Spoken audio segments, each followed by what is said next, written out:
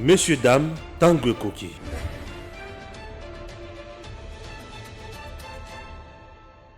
RDC, bonjour Nadia Ben Marfoud. Bonjour Hassan. À mes côtés pour nous parler de la RDC précisément et de la deuxième journée des consultations de paix intercongolais qui se tiennent à Nairobi au Kenya pour parler très laborieux de nouveaux affrontements entre la rébellion du M23 et les forces armées congolaises, les FARDC dans le Rutshuru au Nord Kivu dans les RDC ont conduit hier à une suspension des pourparlers.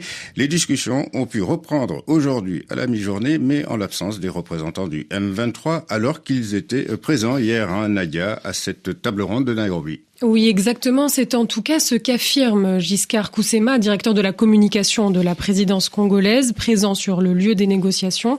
La délégation de Kinshasa reste ferme. Dès lors qu'il y a la présence du groupe belligérant qui a repris les activités, nous n'entrerons pas, a-t-il affirmé aujourd'hui à RFI. Après 1 heure d'attente, les représentants du M23 ont quitté les négociations et la délégation congolaise a pu entrer. Les discussions ont donc repris à la mi-journée, comme vous le disiez, Hassan.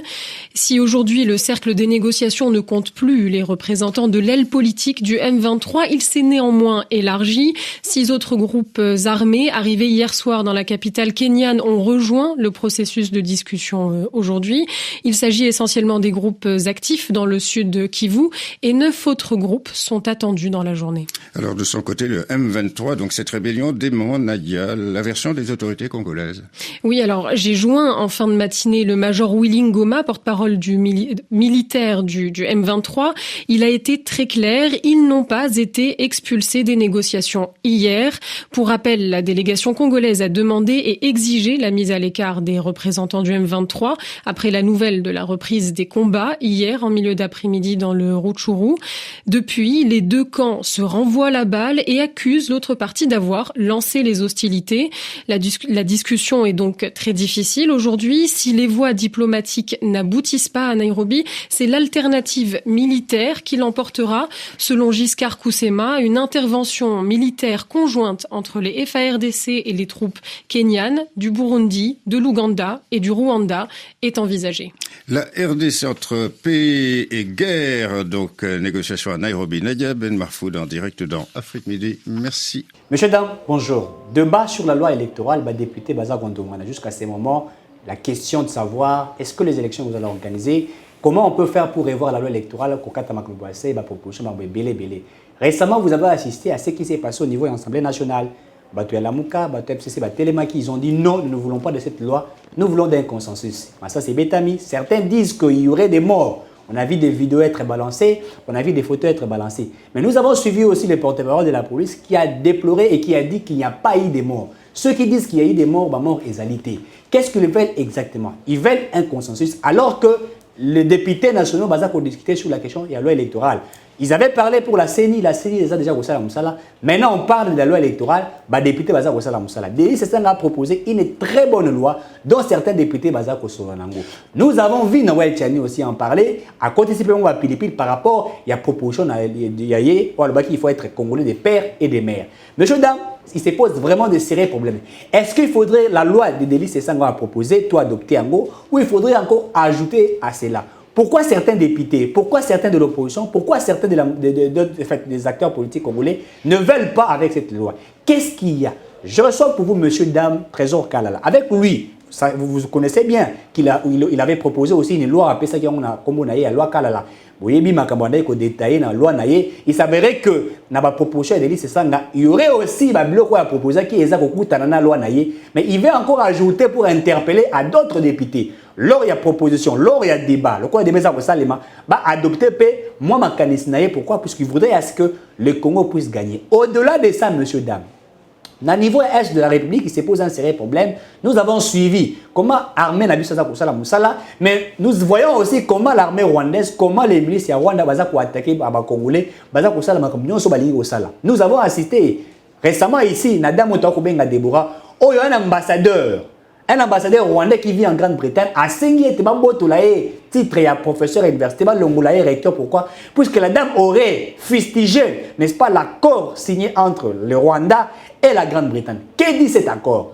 On veut faire partie de tous les immigrés, que vous soyez sud-africains, angolais, américains, je ne sais pas moi, de quelle nationalité, oh, vous avez vivre en Grande-Bretagne, à lobby, il faut pas l'ongola bino qu'on a plus que vous êtes des immigrés, batinda bino na Rwanda. Mais alors que la population rwandaise est estimée à 12 ou 13 millions d'habitants, qu'est-ce qui est caché? La dame a fustigé et la dame a déploré en disant que le génocide rwandais est inventé, alors que le vrai génocide est le génocide congolais. Mais le Rwanda veut chasser cette dame, le Rwanda veut qu'il va ravir les titres.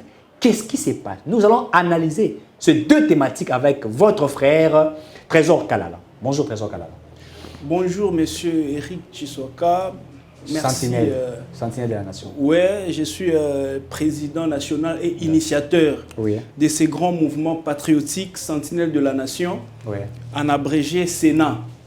Alors, je suis très content que les sentinelles sont mobilisés à me suivre, mais beaucoup plus aussi le peuple congolais. Oyo ba vandi devant ba écran na bango, ba téléphone, ba iPad, ba zolanda biso po to pesa makanisi ya ndenge nini mboka et qu'on s'est développé. Très bien, Trésor Kalala. Le lot débat à l'Assemblée nationale, on va Itali Mibeko, ba député baza ko loba et baza ko discuter FCC pardon, la Mouka, baza tout à fait d'accord avec cette loi. Qu'est-ce qui se passe exactement? OK, vous dites FCC na la Mouka baza d'accord na ba proposition de loi parce qu'il faudrait noter que maquette au bazui et ça au G13 a proposé qui. C'est sur base de ça que bako débattre s'il y a des ajouts ou s'il y a biloko bako retrancher pour que ça la loi mongo électorale définitive. Et ici je suis en train de me poser une question, je me dis quand est-ce que nous aurons une loi électorale enfin définitive? Moi je veux que loi Oyobazo traitée cette fois-ci to revenir, c'est pas à chaque cycle électoral, il faut to revenir dans la loi électorale. Non, ce n'est pas bon. Moi, je crois que la loi Oyobazo, ça là, il faut qu'elle soit vraiment définitive pour que le prochain cycle, to banda ko respecter kaka loi Oyo, déjà. Vous avez vu en France, par exemple, il y a eu les élections, et comme si de rien n'était, les perdants ont félicité les gagnants ne s'est pas moqué du perdant, et puis la vie a continué. Mais la population a marché, certains ne veulent pas de Macron, on a vu le feu et tout ça. Non, écoutez, ce sont des cas isolés. Vous verrez que c'est une tempête qui sera bientôt calmée. Même aux États-Unis, c'était le cas avec Donald Trump et Biden. Donc, ce sont des événements qui arrivent comme ça dans une démocratie. Mais en général, c'est comme ça que les choses doivent se passer. Alors, pour répondre à votre question, qu'est-ce que nos amis du FCC et de la Mouka reprochent à cette loi électorale? S'ils ont des reproches, ok? S'ils ont des amendements, ou s'ils ont des propositions, mais le débat est en train de se tenir. C'est à l'Assemblée nationale, n'est-ce pas, où il faudrait aller présenter toutes vos revendications. Parce que moi, je vois mal que c'est l'Assemblée nationale qui est la représentation du peuple. Les députés nous représentent. Vous voulez quelque chose, selon qu'il dit, pour le salut du peuple. Nous voulons faire une concertation, un dialogue, comme j'attendais un des caciques de FCC, plutôt de la Mouka, juste ça prendra juste deux semaines, et après, mais tout ce que vous voulez dire, n'est-ce pas, dans ces consensus-là, dans ces dialogues-là, dites-le devant nous, le peuple, parce que vous dites c'est pour le salut du peuple. Bien, c'est pour le salut du peuple. Mais en entre-temps, vous voulez discuter de quelque chose qui concerne le peuple derrière le dos du peuple. Non. Si c'est quelque chose qui apportera le salut pour le peuple congolais, eh bien, amenez ces débats-là devant le peuple congolais. Et le peuple congolais, c'est qui? Ce sont les députés qui sont en train de nous représenter. Ça, c'est de un. De deux, moi, je me moque de la Mouka. Vous vous moquez de la Mouka? Je me moque de la Mouka. Pourquoi? Vous vous rappellerez. Aujourd'hui, ils sont en train de demander un dialogue. Mais le président Félix Tshisekedi, dès sa prise de fonction, à la cité de l'Union africaine, plutôt, au palais de la Nation, déjà lors de son discours d'investiture, il a dit clairement, je tends ma main à Martin Fayulu. Il a même cité. Soldat du peuple. Et lui, en retour, c'était quoi la réponse? Je ne peux pas embrasser une main sale. Oui. Un patin, une marionnette. Non, nous allons y arriver. Oui. Cette main-là est sale. Le bon, on a salité, la aussi mangoté. Maintenant, aujourd'hui, cette main est devenue propre.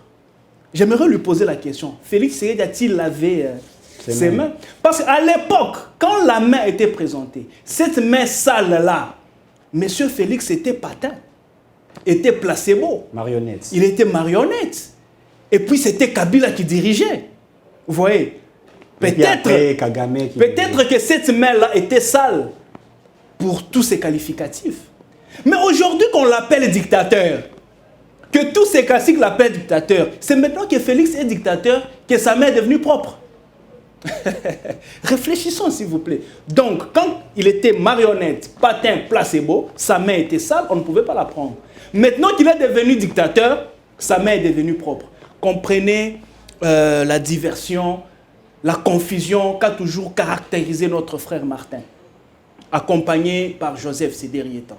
Donc, moi je crois, s'ils ont besoin que leurs revendications soient retenues, la simple des choses, c'est de prendre leurs revendications, aller les soumettre au débat. Cette fois-là, le peuple constatera que les propositions de Martin ou de Joseph ont été rejetées, alors le pouvoir est mauvais, ou Tshisekedi est mauvais, ou cette assemblée n'a pas bien fait son travail. Mais déjà que vous ne voulez même pas révéler au peuple quelle sera la quintessence des points à l'ordre du jour de votre dialogue, nous comprenons tout simplement qu'ils ne sont pas prêts pour aller aux élections.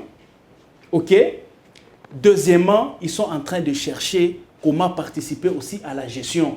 Question d'avoir un peu de sous. Parce que sans dialogue, je ne vois pas comment Martin peut accéder au pouvoir. Sans dialogue, je ne vois pas comment un candidat du FCC peut prendre le pouvoir. Mais ils disent que d'abord la CENI est fabriquée, dans leur manière de voir les choses, quand ils voudraient qu'il y ait consensus. C'est vrai qu'il y a des questions autour de la CENI, puisqu'ils parlent de la réforme de la CENI. Ils parleraient aussi de la réforme de la loi électorale. Ils disent que cette CENI appartient à Tshisekedi, donc il faudrait revoir. Est-ce que vous ne trouvez pas que leurs propositions pourraient être utiles dans le sens où il faudrait vous mettre tout autour d'une table, en discuter et par la suite définir? Est-ce que simplement ces dialogues, là où les consensus voudraient dire qu'il y aura discussion des partages des tâches de responsabilité? Monsieur Eric, le débat de la CENI, c'est un débat déjà dépassé. En tout cas, c'est un débat dépassé. La page est déjà tournée. Le train est déjà en marche. Il faut avancer. La CENI a été installée dans toute la légalité et en respectant la procédure. On ne peut plus revenir sur cette question. Ils étaient 8. 6 ont voté pour. 2 n'ont pas été d'accord. Que voulez-vous? La loi de la majorité l'a emporté et on avance. Donc, il faut éviter de tourner autour du pot parce que nous savons que la Mouka cherche un dialogue. Pour qu'au cours de ce dialogue, à l'issue, qu'on ait partage du pouvoir. Vous savez, ça commence comme ça, 2 semaines. Vous verrez, ça va prendre 1 mois, 2 mois, 3 mois. Après, non, dialogue, plutôt partage du pouvoir. Derrière, il y a une petite révélation. Ils sont même prêts à accorder un glissement à Félix Tshisekedi. Pardon? Je vous dis, la Mouka et FCC sont prêts à accorder un glissement au président Félix Tshisekedi. D'où tirez-vous cette affaire? Non, mais écoutez, nous sommes acteurs, moi je suis sentinelle de la nation. Oui.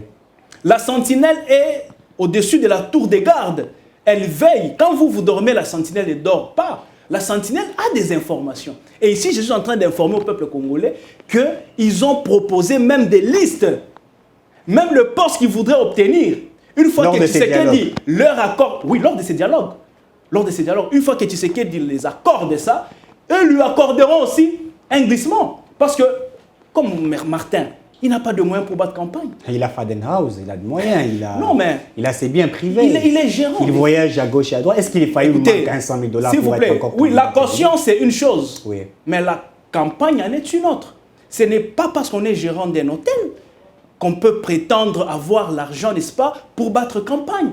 Il s'agit d'une campagne présidentielle. Peut-être qu'il pourrait être soutenu par Moïse Katumbi comme c'était à l'époque. Non, non. Seth Kikouni qui est toujours avec lui, il peut le soutenir, mettre de moyens. Écoutez, nous sommes dans un débat sérieux, nous sommes devant des secteurs sérieux. Il y a certains noms que vous ne pouvez pas citer, s'il vous plaît. Sinon, tous les vendeurs de chemises, tous les vendeurs de ketch, ok, alors viendront soutenir n'importe qui ou au besoin eux-mêmes postuler. Donc il faut mettre, quand on parle de choses sérieuses, il y a certains noms qui ne doivent pas être cités, vous comprenez? Donc moi j'étais en train de dire, nos amis de la Mouka, nos amis du FCC cherchent un dialogue pour, ceux du FCC pour retourner à la gestion, Martin pour revenir, en fait pour entrer dans les institutions, question de tirer quelques sous. Comment vous trouvez normal quelqu'un qui, avant tout, lui, ce qui l'intéresse, c'est son poste là de... il a même proposé un truc là. Il veut être le chef de réforme institutionnelle, Mosetou son vice. Vous voyez un peu de choses comme ça. Nous connaissons déjà leurs intentions. Mais là où Martin est mal à l'aise, c'est où? C'est quand il est en train d'exiger les dialogues, mais le peuple n'est pas avec lui. Il a mal joué sa carte. Moi, je les conseillerais. Comme ils sont toujours en panne de stratégie. Ils devaient accuser le régime en place, mais d'une autre manière. Parce que la façon dont il est en train de faire, il n'acquiert pas l'adhésion populaire. Le peuple connaît comment nos dialogues terminent. Oui. Okay? Le dialogue finit toujours par partage de pouvoir. Et comme pour les cas sous examen, le FCC et la Mouka veulent accorder à Félix Tshisekedi un glissement pendant que le peuple congolais attend les élections. Alors sa difficulté, c'est quoi? Quand il pense accuser le régime Tshisekedi, quand il refuse plutôt de participer au débat, il pense accuser le régime Tshisekedi. Alors que c'est une grosse erreur. Lui, qu'est-ce qu'il devait faire? Il devait amener ses propositions à l'Assemblée nationale, qu'on en débatte. Et à la fin, si on ne retient pas ses propositions, là, il accuse Félix devant l'opinion, et l'opinion allait le soutenir. Mais quand lui, il s'accroche au dialogue, pendant que le peuple congolais n'a pas besoin du dialogue, c'est là qu'il est en mauvaise posture. Le peuple congolais n'a pas besoin de dialogue. Mais le peuple congolais est déçu. Tous les dialogues... Non, s'il vous plaît. On a vu quelques Congolais être devant l'Assemblée nationale. On a eu les dialogues ce qui s'est fait. Je vais répondre. On a eu le dialogue de Sun City. Oui. Vous avez vu? La fin, c'était quoi? Partage du pouvoir. On a eu le dialogue de l'OIA. La fin, c'était quoi? Partage du pouvoir. On a eu le dialogue de la Saint-Sylvestre, de la Cinco. La fin, c'était quoi? Le dialogue. Plutôt, le partage du pouvoir. On veut encore avoir un dialogue peuple congolais. Qui trompe qui? Ou vous êtes tous idiots, ou vous êtes individuellement bêtes pour accepter une telle histoire. Donc moi, je crois que Martin, s'il veut vraiment accuser le régime Tshisekedi, s'il veut vraiment encore avoir de la crédibilité aux yeux du peuple, que Martin amène ses propositions à l'Assemblée.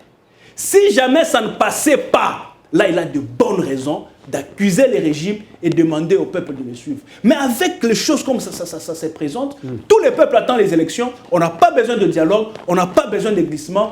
Cap vers 2023, si Félix Tshisekedi gère mal, que le peuple les sanctionne en n'accordant pas ses voix. Mais si Tshisekedi gère bien, le peuple va les élire. Donc il n'y a pas question de tergiverser, il n'y a pas question de créer des diversions. Nous allons aux élections. Si Tshisekedi gère mal, le peuple va le sanctionner. Ils ont peur de quoi? Est-ce que vous ne pensez pas que le vouloir de dialogue, c'est juste pour mettre des garde-fous à tel instant que tous les acteurs politiques veulent que ces élections soient transparentes, crédibles et apaisées? Pourquoi avez-vous peur qu'il y ait des garde-fous? Il ne s'agit pas qu'il y ait de la mouka. Garde-fou, c'est quoi? Il n'y a pas, s'il vous plaît, contrôler ce qui se passe. S'il vous plaît, il n'y a pas mieux garde-fou que loi électorale.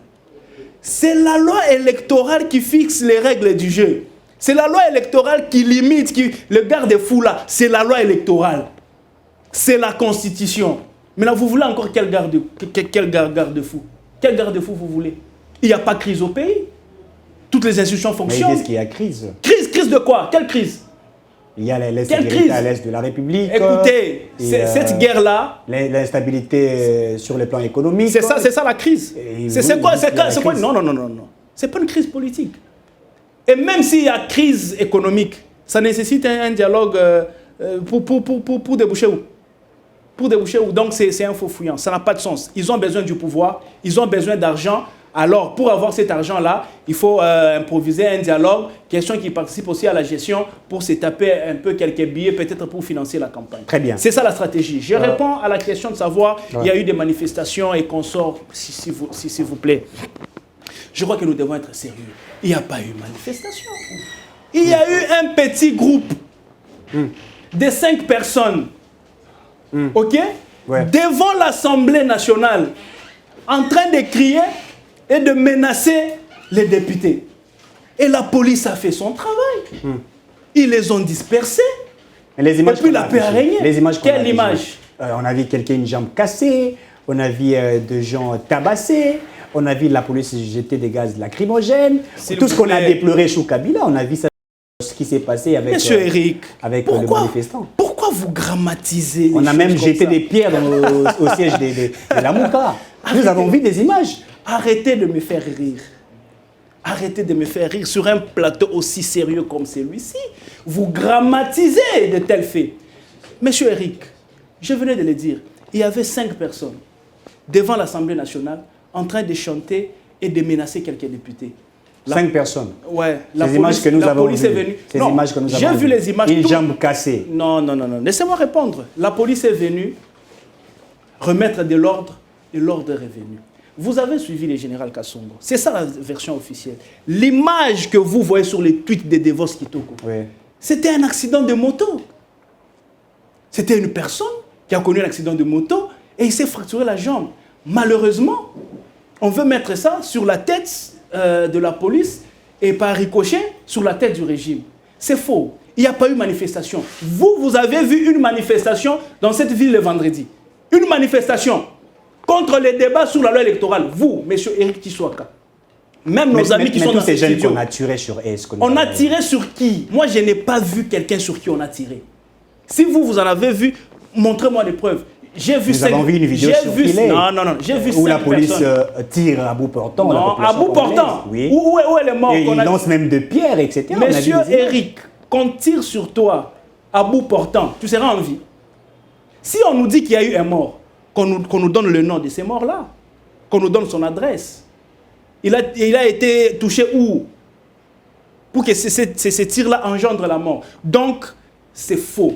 La Mouka est en train de chercher le buzz, le succès. Malheureusement, ça n'arrivera pas. Et j'aimerais dire ici au peuple congolais, vous n'êtes pas de moutons des gens. Vous savez si au cours de cette petite manifestation-là, Pourquoi l'appelez-vous il y petite avait, manifestation? j'ai dit, il y avait 5 personnes qui tentaient de menacer les députés et la police a retourné l'ordre. Et quand vous voyez les gens autour de ces images-là, ce sont des curieux. Vous voyez qu'il y a des gens en train de, n'est-ce pas, d'assister en spectateur de la scène. Mais en réalité, il y avait 5 soi-disant manifestants. Écoutez maintenant, je veux réveiller la conscience du peuple congolais. Ici, je vais parler en lingala. Bandeko nanga ya Kinshasa. Martin Azana Makanisi Mabe. Souci na ezanine. Comme pour ces jours-là. Ezaï que ata mutu moko akufa. Pour que ça la yé. Souci na yé. Ezaï que l'un de vous moko akufa. Pour que azala na argument il y a qu'au salir le régime. Mais aussi longtemps qu'il n'y a pas d'enlèvement, il n'y a pas de mort, il n'aura pas les arguments. Il y a quoi accuser régime. Mais ceux qui ont une opportunité, voilà, il aura raison à Rosanini, il y a quoi accuser régime. Mais malheureusement, c'est à vos risques et périls. Ça va l'avantager. Moi, j'ai vu, il n'y a pas eu de morts, mais j'ai vu le classique de la Mouka chanter, il y a eu des morts, il y a eu des morts. Bazo souhaitait mort. N'est-ce pas? Attends, il y a Congolais moko. Pour que, et ça la bango. Mais malheureusement, Félix Tshisekedi ne touchera pas au sang. Et puis, je vais stimuler le peuple congolais. Bobi Maté. Même une fois, ceux qui va passer bien au mot d'ordre que non, Tobima, Tosala, Bobi Maté, parce que souhait à Batouana Senini, Moutumo kwa Koufa. Pour que ça la bango, bazala na argument. Mais parce que Bozo Koufa te argument zate. Alors, Botika na bandaku. Bozala kate ba échelle ya batu bino bo Koufa pour que batu mususu basanini bazwa gaz. Donc, c'est ce que je voulais dire aux Congolais, il faut éviter d'être manipulé. Très bien. La question générale, c'était le débat à l'Assemblée nationale. Je dis, si vous avez des propositions, si vous avez des revendications, allez le présenter au débat. Au moment où nous parlons, toi et moi, il y a un grand débat qui est en train de se passer à l'Assemblée nationale. Très bien. Présentez vos propositions. Si ce n'est pas retenu, alors là, vous aurez de bonnes raisons d'accuser le régime. Parlons de ces débats au niveau de l'Assemblée nationale, la loi électorale. Qu'est-ce que vous trouvez de si important qui pourrait changer avec la loi électorale que nous avons maintenant? Qu'est-ce que ça peut modifier? Est-ce que cette loi ferait en sorte que nous ayons de bonnes élections? Ou la question des élections en RDC est due au texte ou aux lois? Ou c'est dû à la véracité de résultats? En fait, je suis en train de suivre les débats avec une grande attention. Et on nous a présenté 18 innovations.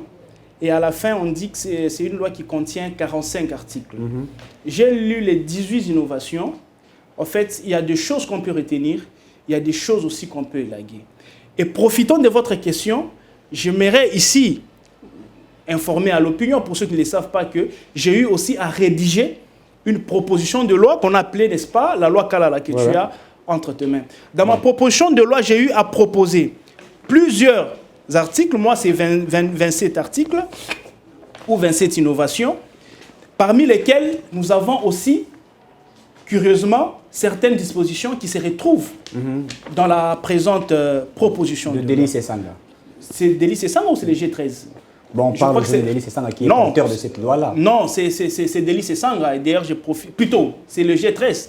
D'ailleurs, je profite de l'occasion pour encore saluer la mémoire de ces géants. Mais Envol parle de Délice Sanga, vous parlez Thomas Lokondo qui nous a Envol quittés. parle de Délice Sanga, il dit... Non, s'il vous plaît, il ne faut pas ascenser le nom d'une personne. C'est le G13. Très bien. S'il vous plaît, c'est le G13 qui a... C'était un travail collectif. Il ne faut pas attribuer ça à une personne. Là, vous frustrez même les autres collègues qui ont participé, n'est-ce pas, dans la réflexion de cette loi-là. La loi a été proposée par le G13. Et la vôtre?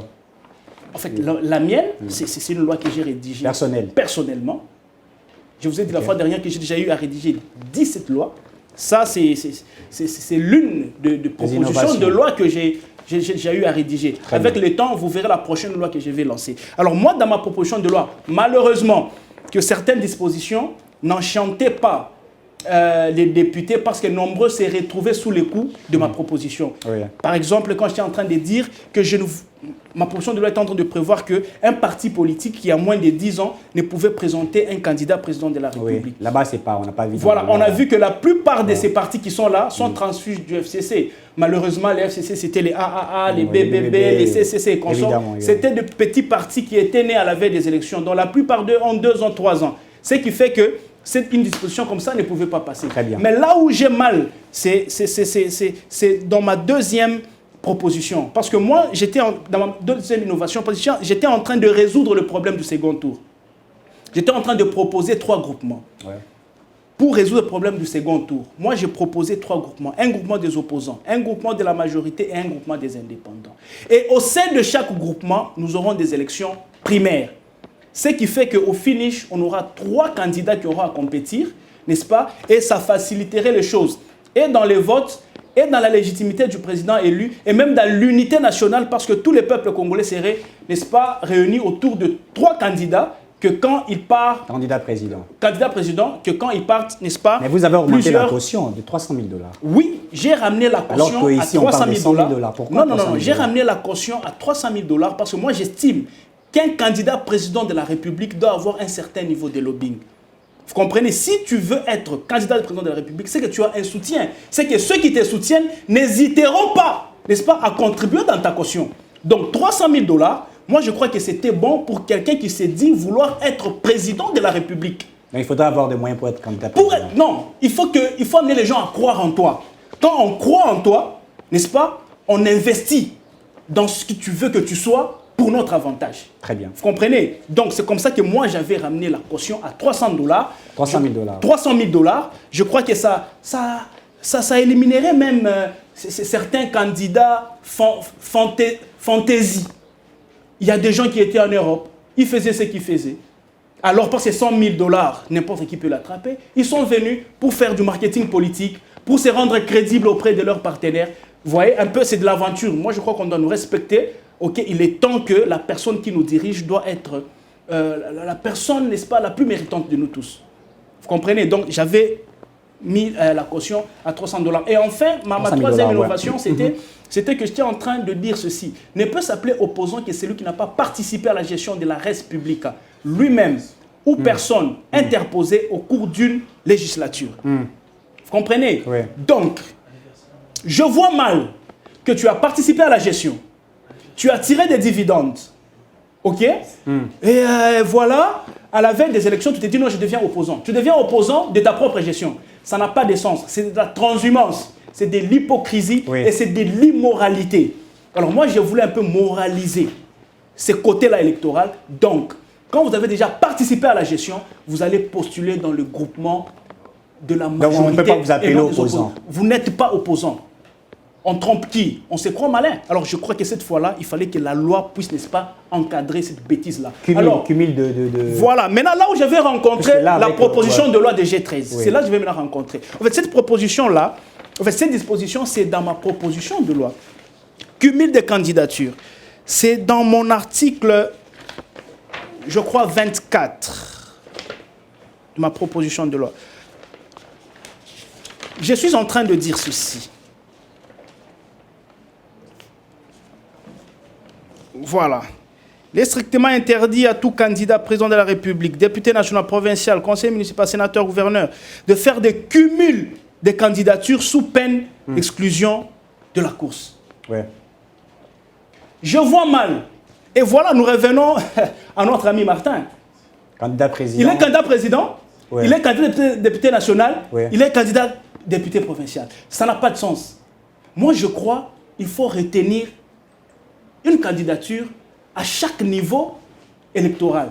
Et quelqu'un peut tenter la chance un peu partout aussi. Non, non, président, il peut être non, député, il peut s'il être, vous plaît. Ma proposition de loi interdit ça et j'ai vu aussi que le G13 interdit aussi ça. C'est pas normal, nous devons être sérieux. Si tu es sûr d'être président de la République, postule à la présidentielle. Si tu crois que tu n'auras pas de voix à la présidentielle, allez-y à la députation nationale. Si tu trouves que tu n'as pas le poids, allez au provincial. Si tu dis que moi je serai gouverneur, eh bien tu vas postuler au gouvernorat. Si tu dis moi c'est sénateur, eh bien c'est sénateur. Alors quand on fait des cumuls de candidatures comme ça, c'est un désordre et c'est indécent. Je trouve ça vraiment indécent. Vous comprenez? Alors moi j'ai refusé les cumuls des candidatures. Très bien. Malheureusement notre frère Martin, il est dans ce genre de pratiques. Nous l'avions vu en 2018 postuler à la présidentielle et postuler encore à la députation. Tu es sûr d'être qui? Président de la République ou député national? Maintenant que je n'ai pas président de la République, tu es député national, tu ne sièges pas. Vous voyez un peu la contradiction. Alors moi, je crois qu'il faut moraliser notre loi électorale. C'est ce qui ferait que nous ayons des élections crédibles, transparentes et apaisées. Bien sûr. Chacun doit se retrouver à son niveau. Ces mélanges-là, ce n'est pas bon. Dans ma proposition de loi, parce que nous sommes en train de faire les similitudes entre ma proposition de loi et ce que le G13 a proposé. Cette histoire-là des suppléants, moi j'ai résolu ça en article 26. Il est interdit, n'est-ce pas, d'avoir pour suppléant quelqu'un avec qui vous avez des liens consanguins. Je trouve ça aussi indécent. S'il vous plaît, nous sommes dans un même parti. On se bat, on mène des actions, on se sacrifie. Ok, c'est le temps des élections. Et c'est ma femme ou mon petit frère qui est suppléant, qui n'a rien à voir avec le parti, qui ne connaît même pas notre idéologie, qui ne connaît même pas notre projet de société, il n'a jamais participé aux réunions, il ne connaît même rien de la politique. Malheureusement, c'est celui-là le suppléant. Il va y avoir de personnes qui sont fidèles, qui ont une certaine loyauté. Non, ça n'a rien à voir avec l'intérêt du peuple congolais. Ça n'a rien à voir, ça n'a rien à voir. J'ai suivi les débats, il y a certaines personnes qui disent que non, c'est question de confiance. Quelle question de confiance? Non. Même ton propre fils peut te trahir. Qui a trahi Kadhafi? N'est-ce pas sa femme? Pendant qu'il devait être tué. Ouais. Donc, il faut éviter ces choses. Ce que je dis, la moralité. S'il vous plaît, nous sommes dans un même parti. Quand on aligne les candidats, les suppléants, le premier suppléant, le deuxième suppléant, doivent être membres de ces partis-là. Très bien. Voilà. Noël Tchani voudrait à ce qu'on puisse intégrer aussi sa proposition. Ensuite, vous vous rappellerez, il dit pour être candidat président, il faut être aîné d'un père congolais et d'une mère congolaise. Il voudrait qu'on puisse intégrer pour que l'on puisse vraiment avoir une très bonne loi électorale. Vous aussi, vous avez vos propositions par rapport à ce que vous avez rédigé comme une proposition de loi. Alors, que pensez-vous de ce que Noël Tchani demande? Est-ce que cela ferait aussi que nous ayons une loi à la taille de notre République ou carrément c'est demander trop? Vous savez que Noël Tchani, c'est un Congolais qui a réfléchi, il a été rationnel, il a demandé à ce que l'Assemblée nationale débatte de cette disposition-là. Oui. Mais vous devez savoir que M. Noël Tchani n'est pas le premier à proposer cette disposition-là. C'est une disposition qui existait déjà dans notre constitution du Zaïre, mais la disposition a été élaguée à Sun City. N'est-ce pas? Tout simplement parce qu'on voulait que les autres nationalités nous infiltrent, notamment les Rwandais. Alors si nous revenons à ça, où est le mal? Donc moi j'appuie. Il y a question. C'est pour mettre certaines personnes de côté. Non. Interdire et quand la constitution, interdire aux autres. Et quand la constitution de Zaïre prévoyait ça, c'était pour exclure qui? Il faut éviter de citer des petits messieurs. Je le répète encore. Il y a des gens. Non, écoutez, je l'avais dit ancien encore, gouverneur. Je l'avais encore dit ici, la fois dernière. J'ai beaucoup de respect pour la personne que vous citez. Mais je crois qu'il y a manière de servir ce pays de la plus belle des manières et à plusieurs autres fonctions. Moi, je vois le monsieur que vous citez être président de la FECOFA ou président de la Linafoot. Vous savez, depuis quand la Linafoot, on ne joue plus? Parce qu'il n'y a pas quelqu'un qui a la maîtrise. À la taille de Moïse Katumbi. Mais Moïse Katumbi a la maîtrise du sport. Du sport. Et je profite de raison pour le féliciter et féliciter Mazembe qui s'est qualifié en demi-finale. Vous voyez la capacité managériale dans le cadre du sport. Moi, je vois Moïse Katumbi, ministre du sport. Par exemple, président de la FECOFA, président de la Linafoot, ministre de l'Agriculture, Pêche et Élevage. Très bien. Ministre de la Jeunesse. Vous comprenez? Mais pas candidat président. Oui. Non, écoutez, nous devons être décents. Il est temps qu'on nous respecte. Safou, Daniel Safou, s'il veut être candidat président, ça ne pose pas un problème. Bon, je ne sais pas comment je dis, à ce genre d'émission, il faut citer des personnes sérieuses. Très bien. Il faut prendre des choses sérieuses. Très Quand bien. vous citez certaines personnes, c'est un manque même de respect pour nos téléspectateurs. Très bien. On est arrivé pratiquement à la fin de l'émission. En 2 minutes, quelques secondes, vous avez suivi ce qui s'est passé en Grande-Bretagne.